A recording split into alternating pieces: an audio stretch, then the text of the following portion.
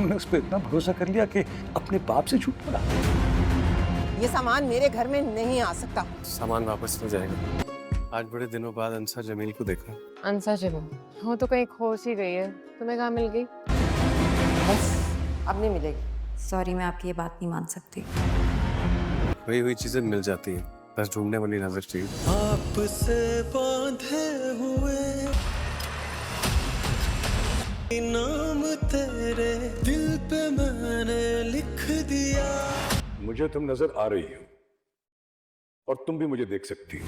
हमने दिल के राबते उम्र सारी। मुरसलीन बहुत ज़्यादा गुस्से में होता है, उसकी बेटी ने उसको धोखा दिया होता है।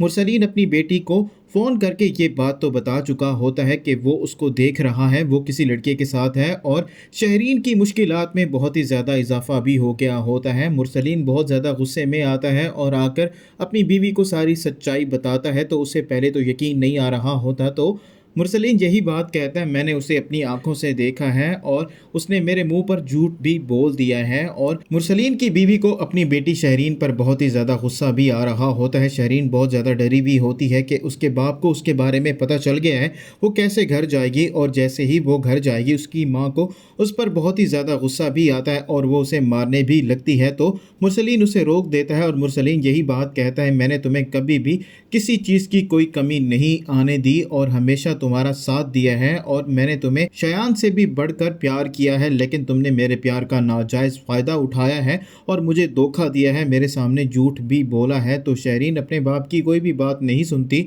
और उन्हें यही बात बताती है। वो फ़हम को पसंद करती है और उसी से शादी करना चाहती है और शहरीन की माँ उसे यही बात करेगी, तुम्हारा आना जाना यूनिवर्सिटी बंद। तो शहरीन यही बात कहती है, मैं ये आपका कहा नहीं मान सकती। और मुरसलीन की औलाद अब बागी हो चुकी है और वो अपने बाप को ही आंखें दिखा रही है। उनसे अच्छा तो अनस है।